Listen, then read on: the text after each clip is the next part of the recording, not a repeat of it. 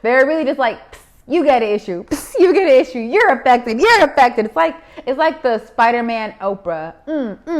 You're all affected by my spirit. It was crazy. It was so good though.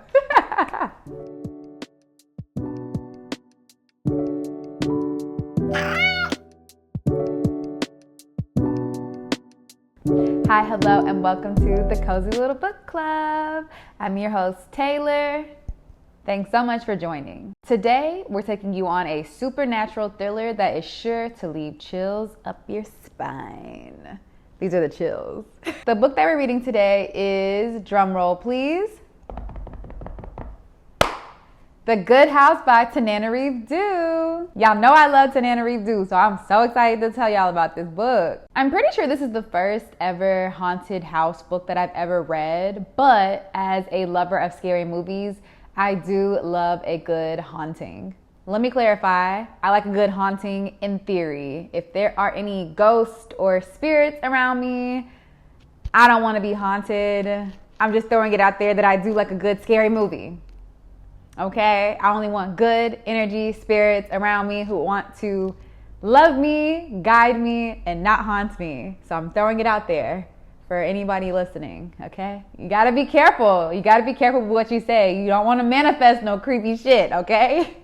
So be careful what you say. Anyway, before I move on, I do want to address some trigger warnings. This book deals with suicide, child death, sexual abuse, animal abuse. Yeah, so with that, let's get into it. The story starts off with Angela Touissant, who is a successful lawyer turned entertainment agent who is grieving the death of her son Corey. 2 years ago, on the 4th of July, Corey committed suicide in the house that Angela's grandmother left for her in Sacagawea, Washington. After his death, she moved back to California to try to get herself together, but mostly to avoid the house.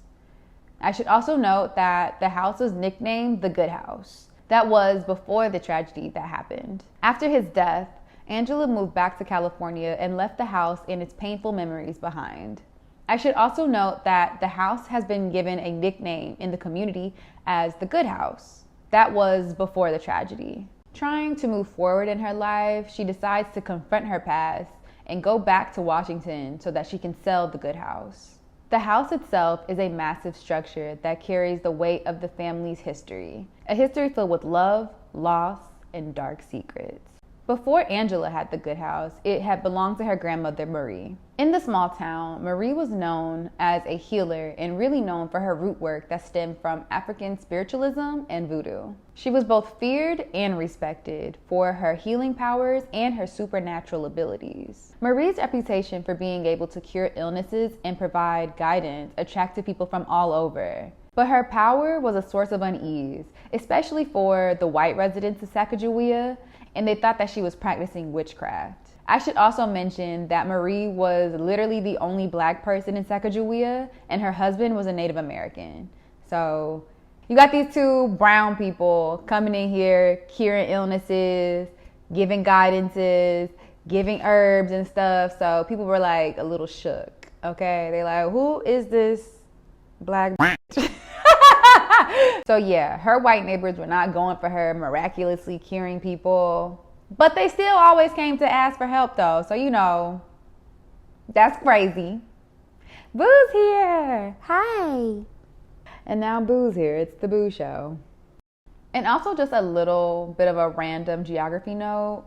The Pacific Northwest, and I mean really all of America, is home to a lot of Native and Indigenous people. And so the house where the Good House sits is on very spiritual and powerful land. I mean, it's literally in Sacagawea, Washington. Like how, there has to be some kind of importance to that. You know what I mean? Let's use that brain. Turn it on. I'm gonna always use that because that is so relevant. Like turn it on. Let's think about it. But if you don't know, it's the more you know? But if you do know, like turn it on. Through flashbacks from both Marie and Angela, we learn more about Marie's powerful connection to her ancestral African roots and spiritual practices. As Angela learns more about her grandmother, it's clear that Marie was a source of light for a lot of the people in the community of Sacagawea. but there was also a little bit of darkness as well.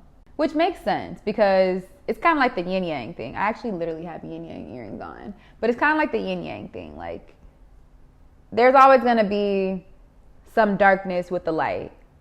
How much darkness? We don't know, but we gonna find out.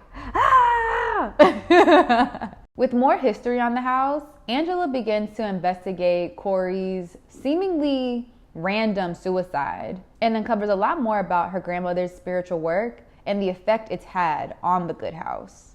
It's soon revealed that there was an unfinished ritual performed by Grandma Marie, and that led to an evil spirit being within the house and on the property. And that really affected a lot of the people who lived and interacted with that property often. Eventually, she comes to find out that maybe Corey's suicide wasn't really in his hands. Maybe that it was some other dark, evil force manipulating him. With this, we learn that the dark forces may not have only just affected Corey, but also Tariq, Angela's ex-husband. He happened to be staying there with them that summer when Corey had committed suicide. I just wanted to tie that up because it might seem like, who's that? That's random. Yeah. With the help of her old high school sweetheart, Miles, who, again, also is the only other Black person in Sacagawea, they begin to uncover what truly lies beneath the good house, the foundation, the land, everything. It's like when you pull a string from a jacket, or not a jacket, like this, like a knit, and you unravel it. They're just unraveling the mystery, and there's so many layers. The good house is revealed to be more than just a home. It's a focal point for supernatural and spiritual energies that are tied to the Touissant family. And the longer that Angela stays there, she too begins to feel the dark energies of the house. That's when weird shit just starts to happen. Things start moving in the house. She's hearing creepy voices, seeing looming figures, having terrifying nightmares. It's just getting real creepy up in here. Lord, I'm having a heart attack. Damn, this is some scary shit. Oh, I am scared. As the story goes on, Angela learns that she can no longer run and hide from her family's legacy, and that she must be the one to face this spirit head on. The good house soon becomes the battleground where Angela must fight the entity that has plagued her family for generations, and she has to use the spiritual knowledge that she inherited from her grandmother. I would say that the themes of this story are definitely rooted in generational trauma. She's literally fighting demons from her family's past. What else sign do you need?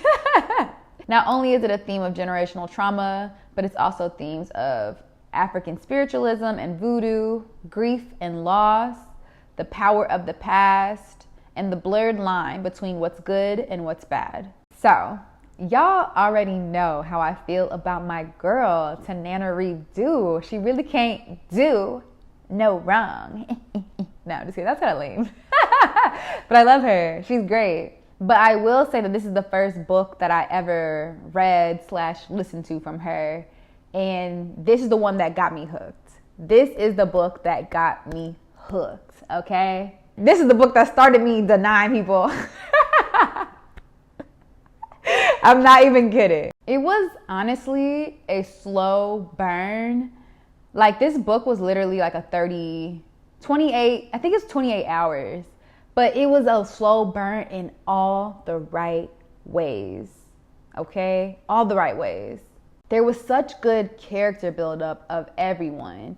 And when I say that, I mean, like, it's not just about Angela. It's not about Corey. It's not just about Tariq. We're talking about people in the community of Sacagawea. We're talking about her ex-boyfriend. We're talking about the people that she manages as an entertainment agent. You know, there's a lot of character building throughout, but it's so good and it really makes for a more well-rounded world. You know, like Harry Potter, right? So Harry Potter has all these different people, and it kind of gives you a better sense of the Harry Potter world. Like this, the way that Tananarive did this was this exact same. And I feel like, I don't know when this book was written. I think it was like 2000. It was either 2003 or 2006. Don't quote me on that. It's between that time. It was early 2000s. So I want to say that it was actually before Harry Potter. So shout out to my girl, okay? But yeah, like the character building was so good and it really helped round out the story, helped with everything. It was, I'm everything. I keep quoting Doechii because I'm obsessed with her album or her mixtape, whatever you want to call it. It's so good. And y'all know how I feel about different points of view as well as flashbacks, and this book had that, and it really helped provide a lot of understanding and a lot of context that when you're reading, you're like, baby, what does that mean? But she scoops it right back up and makes sure you're not left and it's not just like a throwback, a flashback for no reason. It makes sense. And it's just so good. Like, mwah, mwah, mwah. Chef's kiss. And all of the characters were dealing with something, just like so many of us humans are. Everybody's going through something, but their perspectives helped shed a light on what they were going through, but also how it played in part with the Good House. So it's crazy because people who were living in California were affected by the Good House. People who were living across the country were affected by the Good House. Like, these spirits really had some strong connections, okay? Like, they were really just throwing they were like, honestly, like Spider-Man again. That's crazy. I couldn't keep a straight face. They were really just like, you get an issue. You get an issue. You're affected. It's like the Spider-Man Oprah. You're all affected by my spirit. It was crazy. It was so good though. Okay, so I want to talk about our girl Angela, Miss Touissant. So I really liked her character development especially, okay? And I'm going to tell you why. She was a bit unlikable at first, okay? She was not friendly. She was not very nice. She was kind of bitchy. She was kind of mean to her child, Corey, but she was also kind of just in this weird, I don't know if I want to be with my ex-husband, but I'm going to keep him because I need to get my rocks off. And so that was kind of complicated because it was also confusing to Corey because they were all staying in the house that summer when he passed away. So it was just a lot going on, okay? It was really messy. Honestly, it was very messy, Angela. It was messy, girl. It was messy. I kind of want to shed some light on Tariq and Angela's situation. So they were kind of dealing with some just marriage issues, you know? And so they were kind of separated. Or no, they were definitely divorced. But they were trying to figure out, like, do I want to be with each other? But, like, you know, people gonna do their thing when they separate. So Tariq had his own girl in the back and, you know, back home in California. So that was kind of a weird situation anyway, because I think, if I can remember correctly, I think that, I don't want to say and put it on there because, you know, they say black men don't cheat. But they said, I'm pretty sure Tariq cheated on her. I think he did because the girl is kind of like in the book for a little bit. I don't want to say why. But I still don't feel like she should have been like going back and forth using him in that way either, because it wasn't cool to him, but it also just really was confusing for Corey. And then not only that, like, you were just still kind of bitchy to him. So it's like, I get it, like, you were mad, you're hurt, but it's like, if you don't like him, like, don't like, that makes sense to me. People go through these things, right? And I know that. Like, I hear people, I see it on the internet, I know people who have dealt with this, but it's like, if you don't like this person, like, why are you fucking them? That just doesn't make sense to me. But that's just me. And I get we all have needs, but there are like billions of people in the world. And I just leave it at that because it just don't make sense. So I'm just like, is it me? Is it me that maybe she was kind of toying with him and I just didn't think it was fair. You know, I can admit when that was wrong. That was wrong. And it was confusing for Corey. So it didn't help with how the summer ended for him either. So there's that. She didn't know why. She thought that he was fine, but that was something beyond her. She didn't know that there were like evil spirits in the house, you know? So it's a really sticky situation with that. But still, she didn't have to be as mean to him as she was. Like, she was not nice. And then she got even more bitchy when she was grieving, which is understandable a little bit. You know, I can understand, like, maybe not bitchy to be grieving, but upset, angry, hurt. She was blaming Corey's death on Tariq, and I can't really say why, but yeah, there was just like there was a lot going on. So I felt very conflicted about her at sometimes. Like I thought she was a good person, but I think she was complicated, but she was kind of bitchy, but it's like, okay, she's growing. So I do appreciate that. And I think in general, in life, people change, people grow up, and that's a good thing if they're growing in a good way. You know what I mean? If they can change doesn't always mean to good things, but if they're growing and they're trying to do better, I can appreciate that. We're all human, we all mess up sometimes, so sometimes we just gotta take a step back and move forward in a better way. So honestly, even though Angela wasn't super kind and very bitter, I can empathize with her because, she had a hard balance. She was trying to balance it all. She was being a very successful lawyer, with a very high stressful job. Her 15-year-old son doesn't really want to hang out with her anymore. He wants to be with his dad more. And so her taking Corey to the good house was a way for her to try to connect with him and get away from the city and LA and things like that, and trying to get back to, their roots as a family. And then Tariq came because obviously it's his dad, so you're not going to hold him from your dad, but, she wanted to try to connect in that way. So she was trying even before he died, but I can appreciate her growth and her admittance of her wrongdoing and how she acted after Corey's death. So again, reflection doesn't always have to come after a tragedy. I think it's good for people to check in with themselves. Obviously, sometimes important and crazy events cause that innate feeling to want to reflect, like, how could I have done this better? What could I have done? Things like that. But I just want to say that I appreciated her growth. That's really what I'm saying. I've just talked about a lot just to say I appreciated her growth. And I see her, and I saw her, and I appreciated her, and I think that it's better late than never, And I want to say that she was really courageous to go back to the place that haunted her. Going back to a place where you lost a loved one. And that's tough because that house wasn't always just about bad memories. It was a house full of good memories for her. Spending time with her grandmother, Marie, the summers with her, enjoying what Marie was teaching her, enjoying that time with her. So it was really a mix of emotions when it came to the good house for her. And that's really tough. And so she was very brave for going back. But then at the same time, was she being brave, or was it the spirits calling her back? Who knows? I know. But you got to read it to find out for yourself. I also want to say that for someone who has a lot of questions, that's probably annoying to a lot of people, I truly, truly appreciated Tananarive's research. She really committed to doing the research for this book. She really put the work in to learn more about voodoo and the historical facts and the figures who are involved with it as well. I didn't really mention it in the summer because that can get kind of in the weeds, but she really did study like a lot of the Loa. I think it's the Loa or the Lao. I think it's the Loa, which is a spirit, an evil spirit.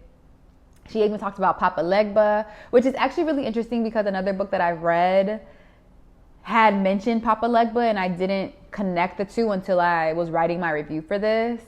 So it was really interesting. And that book was called Sister Mine, and I don't know if I'm going to actually review that book because it was really trippy, and I think I need to reread it because it was so much going on. I really just don't even know where to begin with that book. But y'all should check that out. Maybe if I do a review, we can all talk about it and we'll be on the same page, hopefully. But yeah, I really appreciated all the historical facts, all the people, all the spirits, all the names, all the research that she really put into it. Because as someone who also does research for work, I love that. Like, I love learning, and so I really appreciated that. So that was very cool. And I think also it was a way to really honor people who practice voodoo without it being offensive. And she didn't just like make up some shit. These are real spirits that people pray to, and that people pray to. So I thought that was really cool. And I'd like to say that she did the same thing for the native and indigenous spiritual practices that she talked about in this as well. And not only do I appreciate that, I learned something as well, and I thought that's very cool. I think you should be learning when you read, even if it's for fun, whether you learn new words, whether you learn about new geographies. Always do your research, because sometimes people do make up stuff. I mean, it's a story, so it could be made up, but just do your research. And then, like, even if you don't do the research, like, it is cool to like learn or have a different perspective or a different thought process or a different thought idea, whatever. I think that's very cool. Reading is cool.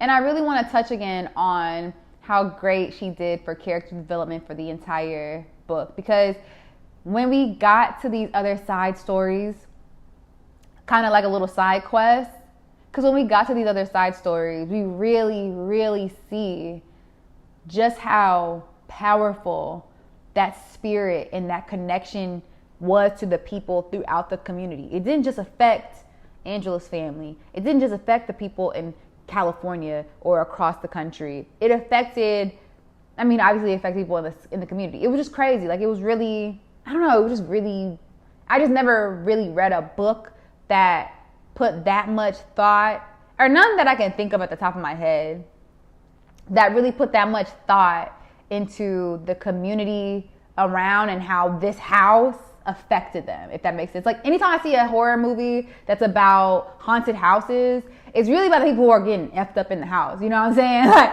it's not really about the community. It's not like, oh, it's a haunted neighborhood. Not really. Not the movies or the books that I've read. So yeah, I really appreciated that. So I really just want to emphasize that again, because I really appreciated that. And I also want to say again, just peep the trigger warnings, because some of those side stories were very intense. Very intense, okay? Just be warned. It's a good story, but it's not like super gory, but it is just wild as hell. It's just a wild story. So per usual with my girl, there was nothing that I disliked about this book. I truly loved it. And again, this is the book that got me hooked on Tananarive Due. So while this book was a slow burn, I felt so incredibly engaged with it. It just really kept my attention, and that's really hard for a slow burn. And it really just revved up and just made the entire final product and the climax so much greater because of all the details that were interwoven to get to the story. It was so damn good. Like, shout out to Tananarive, okay? Shout out to my girl! And I do want to give y'all a heads up that this is indeed a long ass book. It's long as hell. It's at least 28 hours on audiobook, but I can't tell you how many pages that is. It's probably like 600 pages. I really don't know. It might be about 600-700 pages. I don't know. It's a long ass book. That's all I'm telling y'all. But it's so well worth it. Okay. So it's kind of obvious, but I'm definitely going to give this book a 5 out of 5 golden bookmarks. Honestly, I would give it a 6. Yeah, it deserves it. Like, shout out to them. And this book was honestly so good, I might just read it again. But if you didn't read it, you should at least read it once. I highly recommend. And that wraps up another episode of the Cozy Little Book Club. Thank you so much for joining as I ranted and raved, because I was obsessed with this book. So thank you so much for joining and tuning in. If you made it to the end, please be sure to leave a little stack of book emoji. And if you've read the book, please let me know your thoughts. I really want to talk about it. I really do. Like, comment, let me know. I want to talk to you about it. It's a good freaking book. Let's talk about it. The spirit has got me. No. I'm just kidding. Like, just let me know if you read the book, because I want to know. Be sure to hit that subscribe button and that notification bell so you are tuned in each time that we drop a new book review each week. Yeah. I am feeling really loopy. Maybe a spirit has gotten to me after I said that. But it's like a silly spirit. Something creepy. It's like silly, you know. But anyway, don't forget to follow us on all socials at Cozy Little Book Club. Thanks again for tuning in. I hope you have a really good day. And remember, when you open a book, you open your mind. And maybe some monsters come out. Peace. Yeah, No. Stay right there. Stay right there. Stay right there. Look at your face. Look at your face. Marie's powerful connection to her African. Ooh, that was we African. Like I'm really from Alabama, bitch. No. She said, take your time. What's the rush? Ooh. She said, baby, I'm a dog. I'm a mutt. Ooh. Ah. That was so fun. Okay. I can't believe I'm at episode 14. Like, that's crazy. I did not think I would be pumping these out so fast. Okay, audio's good. I had no idea. Like, I'm really proud of myself. I'm very proud, okay? So today, I'm so excited because we're gonna do about The Good House. And this is like one of the best fucking books I've ever read.